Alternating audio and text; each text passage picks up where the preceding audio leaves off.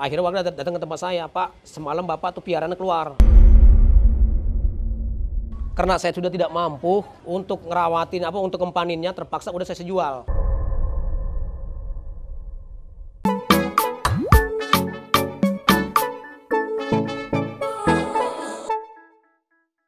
Assalamualaikum warahmatullahi wabarakatuh. Kita kali ini KBKB sudah sampai pada Jumat lagi nih. Kali ini agak sedikit berbeda. Kita tidak berbagi di sekitaran Jakarta, tapi kita berbagi agak jauh dikit. Kita bergeser ke Kabupaten Bekasi. Ada apa sih di Kabupaten Bekasi? Jadi ada sebuah panti, tapi panti agak berbeda. Pantinya panti yang merawat orang-orang dengan gangguan jiwa atau disebut dengan ODGJ. Yuk kita langsung ke tempatnya, berangkat.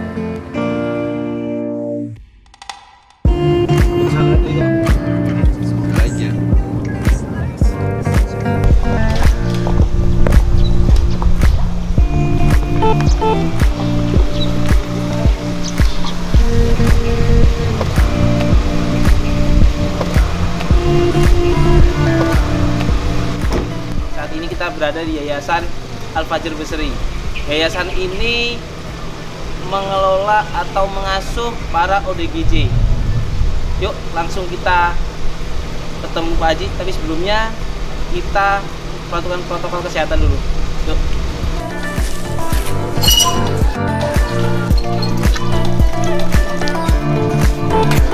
Assalamualaikum Pak Haji. Waalaikumsalam. Mas, alhamdulillah sehat banget ya. Ya Pak, ini saya bawa bantu nih nasi box sama sedikit sembako. Alhamdulillah. Bagi-bagi Pak. Kebetulan bantuan ini Pak bukan dari saya semata Pak. Jadi KBKB mengumpulkan bantuan melalui donatur. Jadi kita hanya perantara Pak. Baik, Dan baik. kita nanti dokumentasi, kemudian di-share di YouTube, di WA untuk mengajak orang yang makin banyak itu berbagi Pak. Amin, amin. Berbagi baikan Pak. Ya, ini memang sangat luar biasa ya, memberikan edukasi pada masyarakat yang punya kelebihan rezeki. Ternyata ini ada tim yang sangat luar biasa untuk memberikan makan binaan kami yang sebanyak 400 sekian. Mudah-mudahan donor kita sehat selalu. Amin. Lebih menarik lagi, Amin. dan tidak sayang-sayang lagi memberikan rezekinya, walaupun mungkin sedikit pun manfaatnya luar biasa. Kebetulan tagline kami ya, berbagi meskipun satu gok Pak. Betul. Terima kasih banyak. Langsung Pak ya. Ya.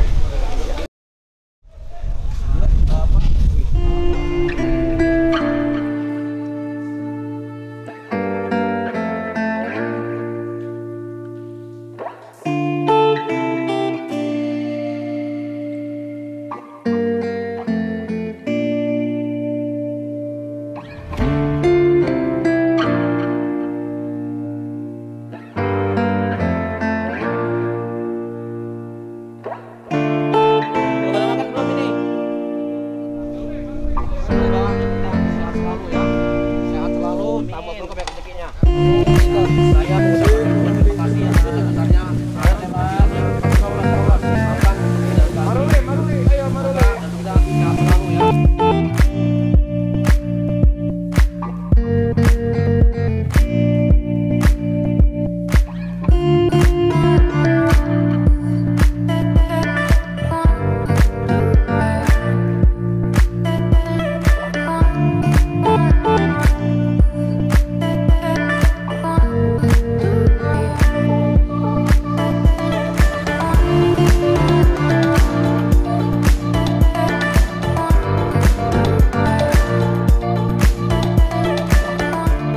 Assalamualaikum warahmatullahi wabarakatuh. KBKB kali Waalaikumsalam. ini berada di Yayasan Al-Fajr Besri. Kali ini kita langsung bersama founder Al-Fajr Besri, Bapak Marsan. Baik. Selain mengelola yayasan ini, Pak Marsan juga ada bisnis ya Pak? Betul. Bisnisnya yaitu bisnis hati. Bagaimana kiat-kiat memulai bisnis hati? Yuk kita langsung kulik dengan Pak Marsan. Iya. Pak, mungkin bisa cerita Pak, gimana kiat-kiatnya mengelola yayasan atau berbisnis hati ini Pak? Ya, memang terutama kita dasarnya harus mau dulu. Jadi saya tuh ada beberapa poin yang harus saya pegang teguh, yang tidak boleh terlepas dari gandengan itu. Pertama, mau, tulus, ikhlas, sabar, bersyukur. 5 ini yang kita miliki yang tidak boleh terlepas dari salah satu yang tadi saya katakan gitu. Karena kalau kita mau aja nggak ikhlas, itu nggak bisa. Harus ikhlas, tulus, sabar, bersyukur. Terciptalah suatu usaha kita. Nah, usaha saya ini bukan usaha artinya produk. Usaha artinya kita, bagaimana mereka ini atau manusiawi ini hidupnya lebih baik sebelumnya apa yang kita lakuin. Berbuat baiklah untuk orang lain, insya Allah kamu akan lebih baik dari mereka. Di saat orang-orang di luar sana berusaha untuk mencari keuntungan ya Pak ya, Bapak dengan ikhlas, tulus ya Pak ya? Iya, betul. Bagaimana Bapak bisa menghidupi atau mendanai bisnis Bapak ini Pak? Iya, memang semua pasti kita sebagai manusiawi ya, mereka kan tadi satu butuh makan, butuh perawatan, butuh keamanan. Itu ada beberapa poin-poin tadi ini yang harus kita miliki dengan kuat. Kita kasih makan aja kalau keamanannya juga nggak bisa jadi pengaruh untuk lingkungan setempat. Karena udah makan dan aman, tapi kita juga nggak kuat juga dengan tadi menghadapi lain sebagainya, itu juga bisa. Terutama menghadapi bukan orang lain, keluarga sendiri, istri, itu yang paling berat. Kenapa? Karena belum tentu niat kita ini sesuai dengan istri. Karena kita ngambil orang di jalanannya begitu, rambutnya gimbal, kotor, lain sebagainya. Nah, saya bersyukurnya sangat beruntung istri saya bisa menerima dari awal hingga sekarang ini. Ya, saya sangat bersyukur. Dari mulai kita memang modalnya nol besar hingga sekarang ini tanahnya udah 8.000 meter dan pasiennya pun sudah 425 termasuk sama yang jompo gitu. Artinya bisnis kita ini ibarat bisnis itu kita berhasil. Walaupun tadi kita bahasanya bukan bisnis mencari uang, bisnis hati ya. Hati kita ini merasa senang, merasa nyaman, merasa kita puas untuk orang lain, itu udah termasuk usaha saya sukses gitu. Bukan usaha kita cari saingan, cari uang banyak, bukan itu memang betul gitu. Jadi tadi sesuai dengan temanya adalah bisnis hati. Ya memang nggak semua orang mau, nggak semua juga orang menyaingi apa yang sebenarnya usaha. Karena usaha ngurusin orang-orang ODGJ itu selain dari rumah sakit jiwa nggak ada saingannya. Itu gitu ya, saya bersyukurlah gitu sekarang ini. Gitu. Gimana Pak ceritanya istri akhirnya bisa menerima Pak? Ya awalnya mungkin dia rasa terkaget-kaget, takut-takut. Di saat beberapa hari kemudian ternyata orang ODGJ ini atau orang gangguan jiwa ini nggak separah apa yang dipikirkan sebelumnya. Ternyata mereka juga baik. Baik ya Pak? Bisa baik, bisa bantu-bantu aktivitas kita. Walaupun mungkin dalam tanda kutip, namanya orang gangguan jiwa itu pasti kan tadi kita juga hidup kita tempatnya kita jadi kotor ya. Karena namanya orang gangguan jiwa itu kan selalu hidupnya sembarangan sembarangan kayak buang air kecil, air besar. Nah disinilah kita harus berani dan menerima apa adanya. Nah tapi saya yang sangat bersyukur itu adalah istri saya termasuk menerimain. Tadi yang paling berat itu tantangannya bukan tadi soal ngempaninnya, merawatnya, menghadapi keluarga. Sesuai nggak dengan apa yang kita lakuin. Artinya yang mungkin bisa di-sharing Mbak ke orang-orang di luar sana bagaimana kita meyakinkan keluarga, meyakinkan istri itu Mbak. Iya memang pada dasarnya kan orang kan berpikir kan sebelum dilakuin. Tapi setelah dilakui ternyata tuh nggak sesusah apa yang kita pikirkan. Ya buktinya saya ini sebanyak sekian ratus orang tuh nggak ada yang pakai obat dokter, nggak ada. Nggak ada obat penenang, nggak ada obat tidur, nggak ada obat untuk turun emosi. Jadi mereka ini alami. Mereka bisa beraktivitas, membantu pekerjaan saya yang begitu berat. Contohnya kayak ngambil air buat minum teman-teman yang lain. Kayak dia ikut bangunan, kayak dia ikut bantuin masak, bantuin nyuci, ngepel dan sebagainya. Nah kita kan berupaya bagaimana mereka ini dia bermanfaat satu untuk dirinya dan dua untuk orang lain. Itulah yang visi dan misi saya gitu. Walaupun memang dalam tanda kutip orang-orang gangguan jiwa ini sangat sulit diterima oleh masyarakat dan keluarga. Banyaklah stigma masyarakat itu sulit untuk menerimanya. Tapi saya buktikan bahwa orang ODGJ masih bisa sembuh. Walaupun mungkin ya ada yang cepat ada yang lambat gitu. Atau juga mungkin setidaknya dia berubah lah. Yang selama ini dia penyandang disabilitas masih bisa. Dia bisa berbuat baik untuk orang lain. Walaupun nggak sembuh total, nggak semuanya. Tapi sebagian memang ya sembuh. Ada yang kita nikahin dapat jodoh sama-sama binaan kita. Ada yang menikah di sini Pak? Ada yang menikah juga gitu. Ada yang jadi relawan di sini. Ya ternyata mereka bisa. Jadi mereka tuh masih bisa sembuh. Tergantung tadi kesabaran kita, ya, keikhlasan kita, ketulusan kita untuk membina mereka itu. Bagaimana menghadapi masa-masa sulit itu Pak? Iya, pertama mungkin kita bisa mengatasi keluarga kita. Kedua kita mengatasi lingkungan. Makanya pada tahun 2014 saya pernah didemo oleh masyarakat sini. Kenapa didemo? Satu, mereka sini berisik, ya, mengganggu lingkungan. Kedua, pernah ada yang keluar ke warga, sendal warga dipakai. Akhirnya warga datang ke tempat saya, Pak, semalam Bapak tuh piaranya keluar. Sendal saya dipakai, itu satu. Piaraan bunyinya, Pak? Iya, biasanya piaraan bunyinya. Kemudian seminggu kemudian ada lagi yang keluar, perempuan. Jemuran ibu-ibu dipakai di warga. Lah, suami datang kemari marah-marah. Nah, terjadilah saya didemo oleh warga sini. Bahwasanya dengan adanya panti ini membuat lingkungan tidak nyaman. Ya saya sih tidak marah, memang kenyataan seperti itu karena saya belum mampu untuk keamanannya, untuk tempat fasilitasnya. Tapi saya niat jangka pendek, jangka menengah, jangka panjang, insya Allah sesuai dengan niat saya. Terbentuklah ini dari tahun 2005 hingga sekarang ini sudah berapa bangunan dan sudah berapa tempat-tempat untuk mereka, ada yang untuk bagian yang berat, ada yang ringan, ada yang sedang, ada yang untuk lansia. Nah kita tata. Nah di sini warga mulai, oh ternyata panti ini bisa bawa manfaat juga. Ada juga sebagian warga sini yang bekerja di sini, termasuk anak mudanya, ibu-ibunya. Jadi bermanfaatlah untuk warga sekitar. Disitulah mulai masyarakat bahwasanya dengan ada panti ini bisa berguna untuk masyarakat sekitar. Di situ kita diangkat oleh masyarakat. Pertama keluarga sudah. Nah lingkungan itu yang paling berat. Sampai di demo. Ya tadi saya ceritain tadi seperti itu. Berkat kesabaran kita, ya, kegigihan kita, beban kita yang begitu berat, kita kuat mental. Ya ternyata sekarang tercetuslah yang tadi saya ceritain. Saya sampai jual kuda saya, kesayangan kuda. Apa arti kuda kesayangan saya? Karena itu adalah untuk mata pencarian untuk menghidupin keluarga saya. Karena saya sudah tidak mampu untuk ngerawatin untuk ngempaninnya, terpaksa udah saya jual.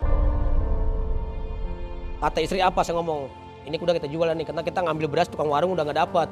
Karena ngambilnya aja bayarnya nggak jelas. Kata istri apa? Nah kalau dijual nanti kita sehari-hari dari mana? Pokoknya yang penting sekarang mereka bisa makan lah. Akhirnya saya jual dah tuh. Setelah kuda dijual, Pak, artinya mata pencarian hilang dong, Pak? Saya beroper alih. Jadi saya setiap pagi tuh binaan saya ajak nyangkul, nanam kangkung, bayam, sawi buat makan mereka. Kebetulan itu tanah kosong nih, tanah orang Cina. Tanah orang, saya manfaatin lahan tidur tuh. Nah dari situlah terus berangsur-angsur tuh. Nah setelah banyak sebagian yang nitip pasien, di situ kita ada biayanya tuh kalau ini ada bantuan. Jadi memperingan orang-orang yang tadi telantar tadi. Jadi kayak subsidi hilang gitu, subsidi silang gitu. Nah jadi saya nggak terlalu berat gitu. Nah dari situlah mulai kita sedikit banyak orang melihat ada yang berikan pakaian bekas, layak pakai, ada yang lain-lainnya. Nah terus semakin kemarin ya saya semakin berani, ternyata masih banyak orang-orang baik di luar sana. Setelah sudah tahu keberadaan yayasan seperti apa itu. Ya yang jelas jangan takut kalau kita selagi niat berbuat baik, walaupun banyak cobaan, pasti ada jalan kemudahan. Pak, mungkin pertanyaan terakhir ini sebelum saya bertanya-tanya dengan pasien Bapak yang sembuh dan sedang dirawat, apa sih harapan Bapak untuk yayasan ini ke depan, Pak? Ya harapan saya pertama saya memang ingin mengesejahterakan binaan saya, baik itu yang terbuang-buang oleh keluarganya maupun memang sengaja mungkin dibuang dan mungkin yang dititip juga di sini. Itu terutama itu memberikan kesejahteraan mereka yang layaknya sebagai manusiawi, itu satu. Kedua, ingin mengesejahterakan para pengurus-pengurus atau relawan-relawan yang membantu saya. Itu kedua. Dan ketiga, mereka lebih layak dibandingkan orang-orang sehat tempatnya. Walaupun dalam tanda kutip dia termasuk gangguan jiwa, tapi mereka punya hak hidup yang betul-betul dihargai. Tempat yang layak, fasilitas yang cukup, makan yang penuh dengan standar gizi, itu harapan saya. Dan di luar sana, kalau ketika ada merasa orang gangguan jiwa yang merasa terbuang, kalau selagi panti ini masih bisa menerima, kita selalu siap menerima.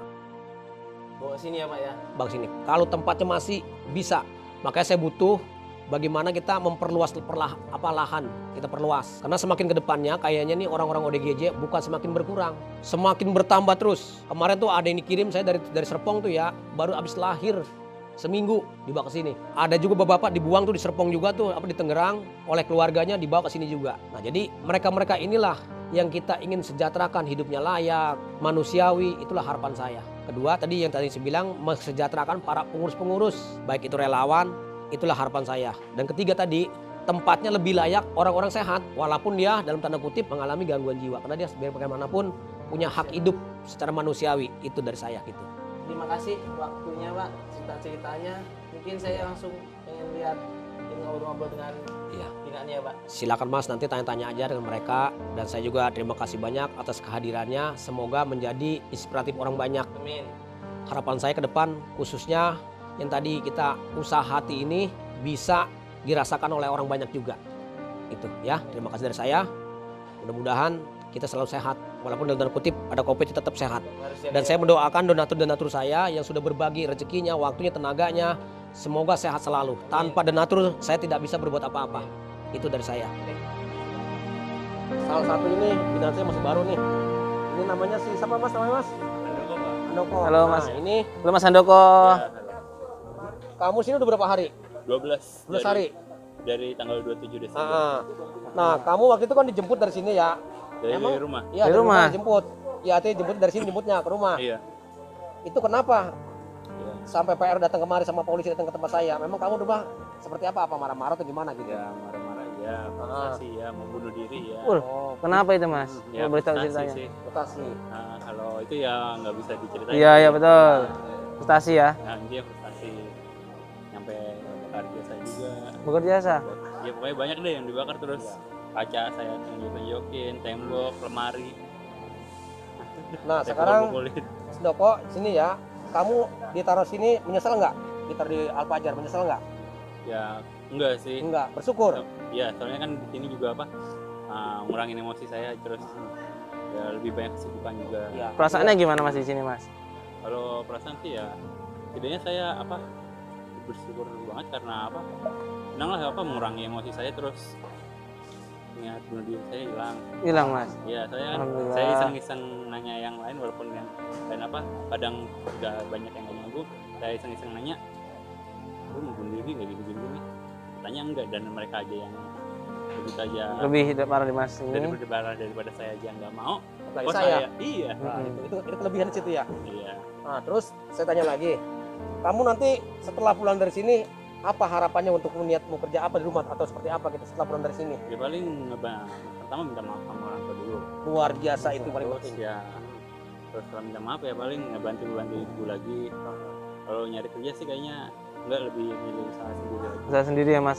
Nah, Umur berapa Mas kalau boleh tahu? 26. Umur 26. Iya. Masih muda lah Mas ya. Nah, terakhir kerja sih juga bulan Agustus Kemarin. malah. Setelah itu kan langsung keluar. Jadi selama pas setelah lulus ya gonta-ganti mulu, entah karena ekspektasi saya terhadap diri saya ketinggian atau gimana. Jadi kurang sesuai lah ibaratnya. Nggak bisa nyesuaiin keadaan juga. Kayak gitu. Luar biasa. Luar biasa. Semoga Ini saya doakan semoga memang cepat sangat pulih ya Mas ya. sehat. Hati benar-benar sehat jiwa. Dia udah benar-benar menyadari dia tidak punya rasa hati dendam walaupun dibawa ke Alpajar. Dia malah nanti pulang sini mau bertobat sama ibu ya, minta maaf ya sama ibu ya. Iya. Satu, kedua, mungkin kamu juga sini bermanfaat untuk membantu saudara kita yang belum sehat. Semoga Mas Handoko cepat pulih kembali dan bermanfaat untuk lingkungan sekitarnya, Iya. membantu orang tuanya ya Pak ya. Mungkin ada yang lain yang setelah sembuh mengabdi di sini Pak. Ada, jadi ada binaan saya kebetulan nih temennya juga nih, temennya dia. Dia Atau rumah. kalau Perumahan. dia ini yang satu ini yang saya cerita sekarang ini yang menjadi relawan di sini. Dia bapaknya datang ke Polsek Tambun untuk anaknya dibawa ke Polsek. Kenapa? Bapaknya sudah nggak nyanggup. Akhirnya kata Polsek, nah ini bukan orang kriminal, bawanya ke Alpajar. Akhirnya dibawa ke Alpajar. Terus dia sembuh, dia jadi mengabdi di sini. Ini orangnya nih. Gimana Pak? Ini silakan tanya nih. Maaf Mas siapa? Mas, Mas Tio Indra, gimana kabarnya Mas? Alhamdulillah baik. Jadi kalau boleh tahu ceritanya gimana Mas dulu Mas? Ingat nggak? Inget banget sih Gimana Mas? dulu pas itu jam setengah 1 malam, jadi saya diajak sama orang tua mau ketemu sama orang ya kan. Saya ikut di mobil, jadi apa namanya saya ikut di mobil, diajak dah ya diajak yuk nanti kamu biar sembuh lagi nanti di sana pesantren. Ya udah saya ikut aja, tapi dalam keadaan kondisi bengong. Ikut nyampe sini jam 1 malam. Saya dimasukin ke ruangan ini. Masih ingat ya Mas? Masih inget banget ruangan ini. Saya nggak bisa ngapa-ngapain. Nah ini tempat ruangan apa? Kok bisa kayak begini? Besok paginya baru sadar. Nah ini tempat ruangan apa? Kok kayak begini sih? Udah besok pagi saya sadar ketemu sama yang pengurus di sini. Pak, saya minta pulang Pak. Kan orang tua saya gimana? Udah kamu di sini aja, biar sembuh dulu. Nggak usah mikirin pulang. Yang penting kamu sembuh, baru nanti pulang. Ada waktunya kamu pulang. Ya udah, sebulan saya jalan dulu sini, bantuin yang lain masih di dalam kan, bantuin ngepel segala macem. Udah di situ sebulan lagi bahwa saya bisa pulang. Dalam arti kata Sebulan. iya, sebulan itu sembuh nggak nih di sini, dilihat kan sama perawatnya. Ya udah coba kamu bantuin yang lain, nanti saya saya kabarin orang tua kamu bisa pulangnya kapan. Dan udah saya bantuin ngepel, bantuin ngasih makannya mereka, bantuin ngasih bajunya, semuanya ya. Artinya kan sekarang sebenarnya sudah boleh pulang, udah sembuh ya Mas, udah sehat. Kenapa nggak pilih pulang aja Mas sama orang tua di rumah? Sebenarnya sih saya mau pulang, cuman saya dapat pengalaman di sini Mas, ya kan. Jadi saya nggak mau ngerepotin orang tua, jadi biar saya nyari kerja di sini.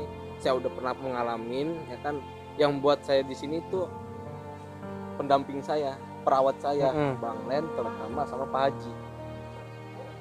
Motivasinya ada, pengalamannya di sini banyak, ya kan, dengan cara apa sih, belajar dengan cara ikhlas, tulus, mau, itu aja. Jadi ini istilahnya pengabdian Mas setia ya Mas ya? Iya, saya dapat pengalaman banyak, ya kan, sama Pak Haji saya disuruh coba gantiin bajunya, ya kan, rapi apa enggak, ya kan, dicek lagi dianya, ya kan, kotor apa enggak. Dari situ saya udah berharga, dari situ saya udah, oh iya kayak begini cara kerja, ikhlas, yang penting kita ikhlas, mau, tulus, sabar. Mas harapannya apa Mas? Harapannya kita berpikir ke depannya mau kayak gimana sih, masa depan itu masih panjang, kita nggak usah ikut mikir ke belakangnya, ya kan. Yang belakang udah, yang penting kita intinya berpikir ke depannya. Kalau kita mau maju, kalau kita mau benar-benar sukses, kita mikir gimana caranya, gimana cara biar kita bisa banggain orang tua, gimana buat orang tua tersenyum, itu aja. Oke Mas, makasih ya Mas atas waktunya ya. Cerita dari 2 orang yang berhasil sembuh dari ODGJ, dan satunya sudah sembuh, kemudian satunya proses tahap penyembuhan. Jadi tadi bisa kita ambil kesimpulan bahwa ternyata penyakit jiwa ini bisa menyerang siapa saja dengan kondisi apapun ya Pak Haji ya. Kuncinya adalah kita hidup ini, setiap orang punya masalah, punya jalan ceritanya masing-masing. Ketika kita stres gitu kan, ya tolong diselesaikan sendirian gitu Pak Haji ya. Bagaimana cari solusinya? Kalau menurut cerita Pak Haji tadi, bahwa ternyata orang gangguan jiwa itu karena dia tidak bisa menyelesaikan dengan dirinya sendiri Pak Haji ya masalahnya. Artinya kita harus mempersiapkan mental kita, diri kita untuk ikhlas. Kuncinya ikhlas ya Pak Haji ya, kuncinya ikhlas menghadapi setiap masalah, setiap dilema kehidupan, supaya kita tetap dijaga kesehatan. Kita harus selalu bersyukur dengan kondisi kita yang ada, dan tidak lupa kita yang sehat harus peduli dengan lingkungan sekitar kita, terutama orang-orang ODGJ ini yang di luar sana. Orang mungkin hanya sekedar kasihan ya Pak Haji ya, sekedar kajian, mungkin bahkan ekstrimnya ada yang tidak mau berinteraksi sama sekali, menghindar. Nah, ayo kita peduli, kita membantu sesama. Ketika kita tidak bisa membantu langsung, mungkin kita bisa melalui tangan-tangan pihak lain. Contohnya kita dapat menyumbang yayasan Al-Fajri Berseri langsung ke Pak Haji, atau kita juga dapat berbagi melalui channel YouTube KBKB. Insya Allah kita akan selalu mendonasikan, menyalurkan donasi teman-teman semua. Semoga setiap donatur diberikan kesehatan, diberikan rezeki yang melimpah, sehingga makin banyak orang yang terbantu. Untuk yang mau ikut berpartisipasi, dapat menghubungi link WhatsApp di bawah ini. Sekian, terima kasih. Assalamualaikum warahmatullahi wabarakatuh. Pak Haji, makasih waktunya Pak Haji ya. Semoga sehat selalu, banyak orang yang dibantu Pak Haji. Surga jaminan insya Allah Pak Haji ya. Amin. Berbisnis dengan Allah Pak Haji. Amin. Amin. Mas, ya. Kasih tadi ceritanya.